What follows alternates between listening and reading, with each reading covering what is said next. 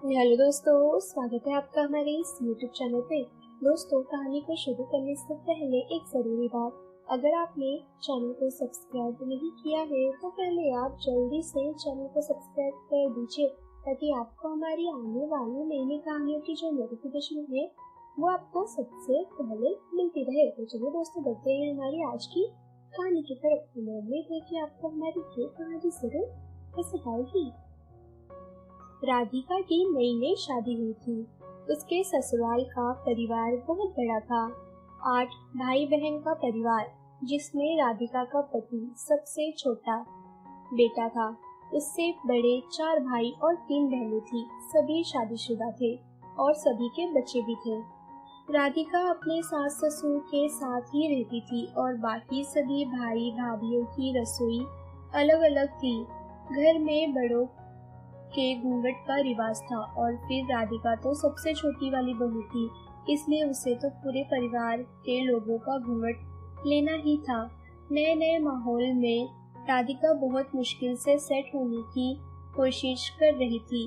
घूंघट में लेने में भी उसे बहुत ज्यादा दिक्कत हो रही थी, पर जैसे तैसे घर के रिवाजों का पालन करते हुए घूंघट लेती। लेकिन कभी अगर सर से पल्लू भी सरक जाता तब भी सासू माँ का गुस्सा आ जाता था। ससुर जी भी सासू माँ की तरह ही होते। खैर, गलती उन दोनों की भी नहीं थी। वो लोग पुराने जमाने वाले थे और नए जमाने की सोच विचार को समझ ही नहीं सकते थे।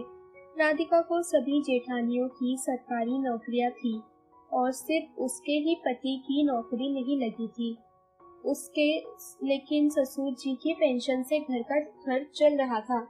हाँ, पेंशन थोड़ी कम जरूर थी, इसलिए घर खर्च चलाने में थोड़ी दिक्कत आ रही थी। सभी जेठानियां भी अपने अपने मुद्दे में बहुत होशियार थी, कभी भी एक पैसे की मदद नहीं करती थी और राधिका अभी इतनी बड़ी भी नहीं थी कि सारे घर की जिम्मेदारियां वो अपने कंधे पर ले सके। अगर कभी राधिका और उसके पति को कहीं पर भी बाहर जाना होता तब भी सारा खर्च सास ससुर जी ही उठाते थे। और फिर घर में बहू के आने से खर्चा तो बढ़ता ही है, पर ऐसी परिस्थितियों में राधिका को अपनी सासू माँ भी पूरी ललिता पवार ही लगती थी, क्योंकि आर्थिक तंगी के कारण सासू माँ हमेशा रोका टोकी और चिड़चिड़ करती रहती थी। पर राधिका समझ नहीं पाती थी कि आखिर वो ऐसा क्यों करती है। घर में मेहमानों का भी तांता लगा रहता था और ननदे भी आती जाती रहती थी। ऐसे में सास ससुर जी का बहुत खर्च हो जाता था और कहीं से भी कोई मदद भी उनको नहीं मिलती थी।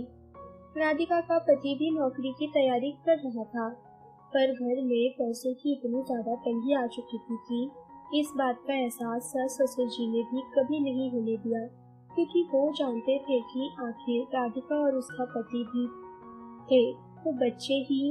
एक दिन राधिका को कहीं बाहर खाना खाने के लिए जाने का बहुत मन कर रहा था। ऐसे में उसने अपने पति से कहा कि आज हम कहीं बाहर घूमने चलते हैं। लेकिन जब सासू माँ ने पैसे देने से इनकार कर दिया और ये कह दिया कि आजकल तुम दोनों बहुत ज्यादा फिजूल खर्च करने लगे हो, जब तुम खुद कमाओगे तब यह सारे शौक पालना, तब राधिका को बहुत ज्यादा दुख हुआ और वो अपने कमरे में चली गई। थोड़ी देर के बाद जब राधिका को एहसास हुआ और वो अपनी सासू माँ से माफी मांगने के लिए जाने लगी, तब उसने अपने सासू माँ को कहते हुए सुना कि हम पांच बेटों के माँ बाप हैं, लेकिन फर्ज केवल हमारा बड़ा बेटा ही निभा रहा है। आज मुझे बहुत दुख हुआ बहू बेटे को इस तरह खरी खुदी सुनाने पर, लेकिन मेरे पास पैसे ही नहीं थे तो मैं देती कहाँ से।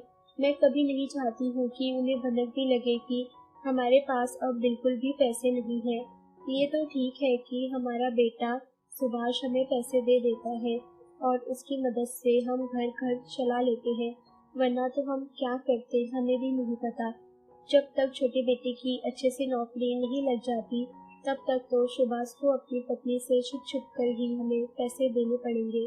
लेकिन अगर कभी बड़ी बहू को गलती से पता भी चल जाए तो ना जाने वो क्या करे, सारा घर सर पर ले ले। मेरा बस चले तो मैं सुभाष से 1 रुपया भी नहीं लूं, लेकिन क्योंकि सारी जिम्मेदारियां केवल सुभाष अकेला ही अपने कंधों पर लेकर चल रहा है। ओवर टाइम करके हमें पैसे दे रहा है।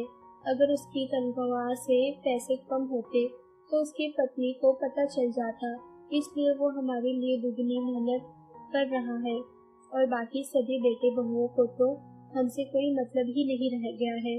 ऐसे में ससुर जी बोले कि दुखी मत हो, ये सोच कि कम से कम एक बेटे को तो तुम्हारी इतनी चिंता है। पता नहीं हम सुभाष का कर्ज कभी भूल भी पाएंगे या नहीं, उसका कर्ज कभी चुका भी पाएंगे या नहीं, लेकिन खुशी होती है कि यह देखकर कि वो हमारे लिए, अपने छोटे भाई बहन के लिए बिना कुछ बोले बिना जताए इतना कुछ कर रहा है। सास ससुर जी की यह बात सुनकर तो राधिका को बहुत बड़ा झटका सा लगा और वो चुपचाप वहीं पर बैठ गई। उसे तो यकीन ही नहीं हो रहा था कि घर में पैसों की इतनी बड़ी दिक्कत आ गई है कि उसके सबसे बड़े जेठ जी सुभाष को ओवर टाइम करके घर चलाना पड़ रहा है। ये सब सोचकर राधिका की आंखों से आंसू आने लगे और उसका सर अपने बड़े जेठ जी की इज्जत में अपने आप ही झुक गया। जो इंसान घर में इतना अकड़ कर रहता था, ऐसा लगता था कि घर में सबसे तेज तर्रार वही है, पर वही इंसान अंदर से इतने सरल मन का होगा और इतना कुछ करके भी किसी को कुछ भी पता नहीं चलने देगा, ऐसा तो राधिका कभी सोच भी नहीं सकती थी। किस्मत से 6 महीने बाद ही राधिका के पति की भी सरकारी नौकरी लग गई थी। अब सबसे पहला और जरूरी काम था जेठ जी का ओवर टाइम बंद करवाना। ऐसे में जब सास ससुर ने उससे कहा तो जेठ जी ने मना कर दिया।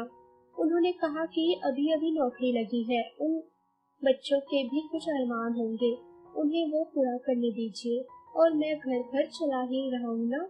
लेकिन ऐसे में राधिका अपने जेठ जी के पास गई और उसने कहा कि जेठ जी, मुझे सब कुछ पता चल गया है कि किस तरह आप बिना किसी को कुछ भी बताए हमारे लिए ओवर टाइम करते रहते हैं, काफी ताकि हम आराम से रह सके।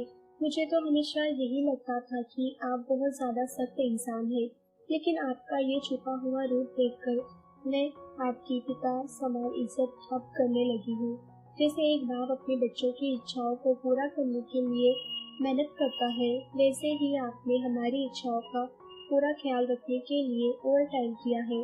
अब आप निश्चिंत हो जाइए, क्योंकि अब इनकी नौकरी भी लग चुकी है, इसलिए अब आप ओवर टाइम करना बंद कर दीजिए।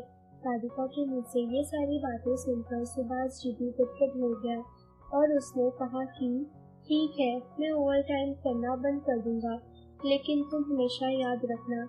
राधिका को अपने जेठ जी का ये छुपा हुआ रूप देखकर बहुत ज्यादा खुशी हो रही थी। अब सास ससुर जी भी थोड़े सुकून में थे, क्योंकि उनके छोटे बेटे की भी नौकरी लग गई थी और अब बड़े बेटे को भी ओवर टाइम नहीं करना पड़ रहा था। सुभाष ने राधिका से कहा था कि आज तुमने मुझे अपने पिता का दर्जा दिया है और उस नाते से मैं तुमसे कहना चाहता हूँ कि मैं हमेशा तुम लोगों के साथ हूँ, चाहे घर के किसी और सदस्य को मतलब हो या ना हो, लेकिन मुझे हमेशा तुम सबकी चिंता होगी। तो दोस्तों, ये थी हमारी आज की कहानी। अगर आपको हमारी ये कहानी पसंद आई हो तो कहानी को लाइक और शेयर करना ना भूलें दोस्तों। अगर अभी भी आपने चैनल को सब्सक्राइब नहीं किया है तो पहले आप जल्दी से चैनल को सब्सक्राइब कर दीजिए, ताकि आपको हमारी आने वाली नई नई कहानियों की जो नोटिफिकेशन है वो आपको सबसे पहले मिलती रहे। तो चलो दोस्तों, हम फिर मिलेंगे अपनी आने वाली एक और नई कहानी के साथ।